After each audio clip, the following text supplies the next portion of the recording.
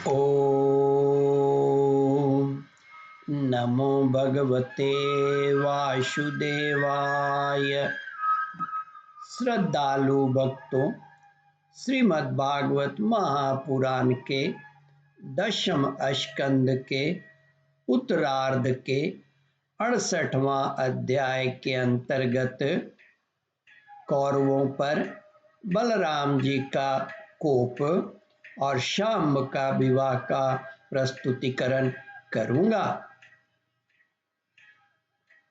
इसके पूर्व जहां तक आप कथा श्रवण कर चुके हैं उसके आगे का प्रस्तुतिकरण करता हूं। श्री सुखदेव जी कहते हैं, परीक्षित, बलराम जी बार बार जोर जोर से हंसकर कहने लगे, ठीक है भाई, ठीक है। पृथ्वी के राजाओं की तो बात ही क्या, त्रिलोकी के स्वामी इंद्र आदि लोकपाल जिनकी आज्ञा का पालन करते हैं वे उग्रसेन राजाधिराज नहीं हैं। वे तो केवल भोज, वृष्णि और अंधकवंशी यादवों के ही स्वामी हैं। क्यों? जो सुधर्मा सभा को अधिकार में करके उसमें विराजते हैं और जो देवताओं के वृक्ष पारिजात को उखाड़कर ले आते और उसका उपभोग करते हैं, वे भगवान श्री कृष्ण भी राज सिंहासन के अधिकारी नहीं हैं।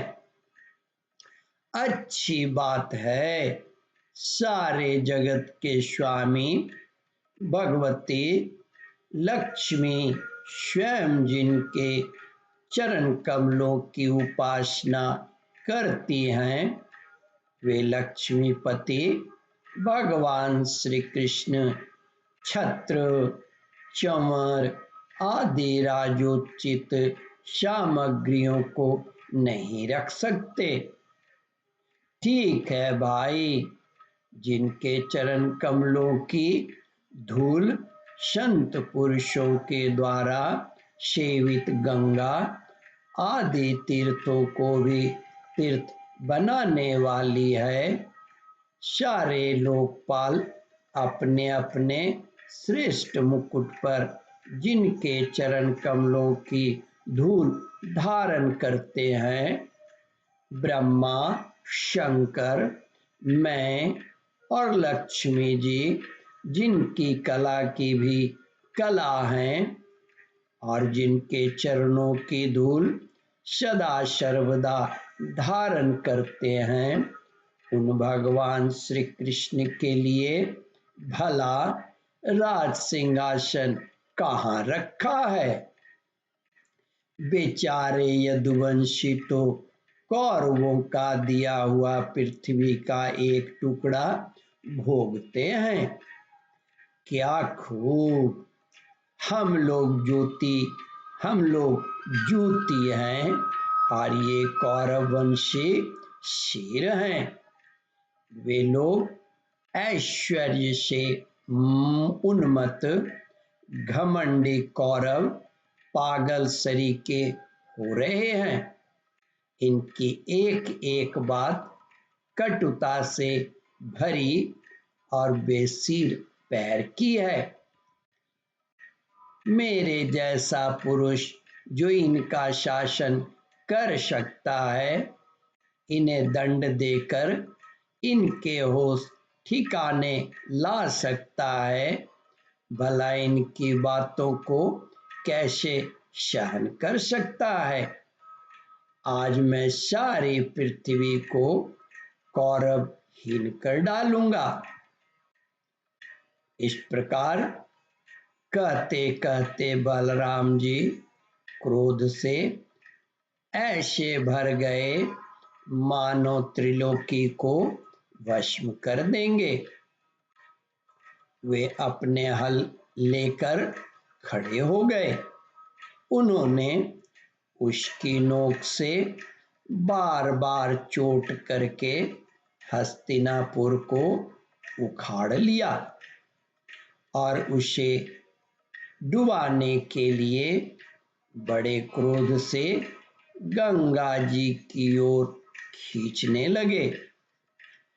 हल से खींचने पर हस्तिनापुर इस प्रकार कांपने लगा मानो जल में कोई नाव डगमगा रही हो।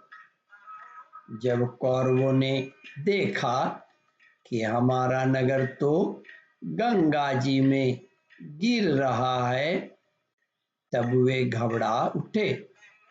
फिर उन लोगों ने लक्ष्मणा के साथ शाम्ब को आगे किया और अपने प्राणों की रक्षा के लिए कुटुंब के साथ हाथ जोड़कर सर्वशक्तिमान उन्हीं भगवान बलराम जी की शरण में गए।